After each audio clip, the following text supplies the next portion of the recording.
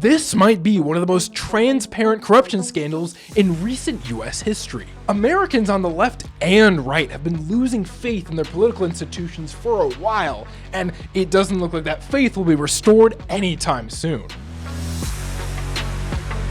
Last week, President Trump pardoned Changpeng Zhao, the convicted founder of the crypto exchange Binance. Why is this a big deal? Well, when Binance was founded in 2017, it quickly became the largest crypto exchange in the world by user count and volume. At its peak, it handled more trading than all of the other US crypto exchanges combined. But the company became known for its shady, gray market policies, which was why it was investigated by the SEC and DOJ in 2023. The company was charged with brokering transactions with Hamas's Al-Qassam brigades, Al-Qaeda, ISIS, and other terrorist organizations. Prosecutors said the illicit transactions Binance enabled under Zhao's oversight caused significant harm to US national security. That year, Zhao pleaded guilty to counts of violating sanctions and to money laundering, and was sentenced to 4 months in prison. But even after he was released in 2024, he was still banned from running financial ventures. Donald Trump's pardon means Zhao is now able to return to Binance,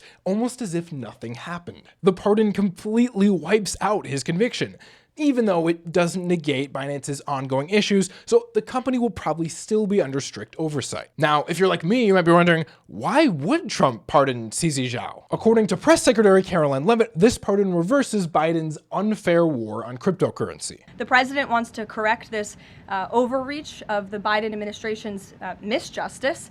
There's nothing more corrupt than what President Biden did on his way out the door, pardoning his extremely corrupt son. Here's Trump's explanation in his own words. Which one? Who is that? The founder of Binance. He has an involvement in your own family's crypto business. Yes, I believe we're talking about the same person, because I do pardon a lot of people.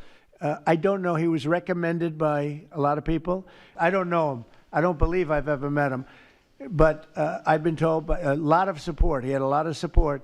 And they said that what he did is not even a crime. It wasn't a crime, that he was persecuted by the Biden administration. And so I gave him a pardon at the request of a lot of very good people. The White House wants to send a message that this administration will be much more friendly to crypto technologies. But there's a massive difference between showing support for a promising technology and letting a convicted money launderer walk away scot-free, especially when there is a serious conflict of interest between the president and the man who was pardoned. Because did I mention the Trump administration has a massive crypto investment of their own? World Liberty Financial, a crypto coin with a $5 billion valuation, was launched just earlier this year. The Trump family owns 60% of World Liberty coins and earns 75% of the revenue from token sales. And not only has Binance collaborated heavily with World Liberty, Zach Witkoff, their co-founder, is friends with Zhao, according to official statements. Zach Witkoff is also son of Steve Witkoff, Trump's special envoy to the Middle East, but that's a whole other rabbit hole. So let's connect the dots. The Trump family is launching one of the largest new crypto ventures in recent memory, a $5 billion token they directly control. Now, the success of this venture relies heavily on a bullish, healthy, and friendly crypto market. What better way to signal to the world that the US government is rolling out the red carpet for crypto than by pardoning the industry's most high-profile convicted figurehead? Who's next? Sam Bankman-Fried? I was joking, and there's no official statement on it, but people are already placing bets on Polymarket. Of course, Bankman-Fried doesn't have the advantage of close personal ties with the president and his company, but that's kind of the point. Under normal circumstances, there would already be enormous scrutiny on any president pardoning the former CEO of a firm that admitted enabling trades for terrorists. The fact that the president has personal connections to this convicted felon and stands to gain enormous sums of wealth because he's heavily involved in this industry takes this to a whole nother level. The White House insists this is all about reversing the unfair war on cryptocurrency. But to me, this looks a lot more like reversing the war on crime,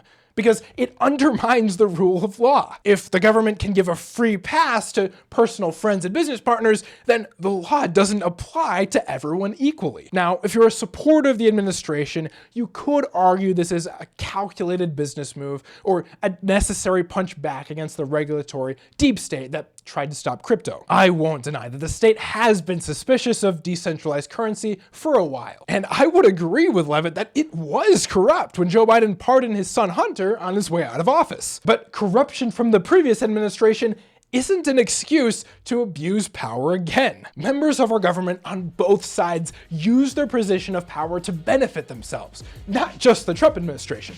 Just look at the blatant insider trading in Congress. Cronyism, whether it wears a red tie or a blue one, is a cancer on the system. It's a clear message that success isn't about innovation or hard work, but about how close you are to power currently in office. The game is rigged, and unless we stop it now, the president will keep using their power to advance their own interests instead of the nation's. It doesn't matter if it's Trump, Biden, or the next guy. Corruption is corruption. If you believe that accountability should apply to everyone, you should subscribe and give us your feedback because we want to know what you think.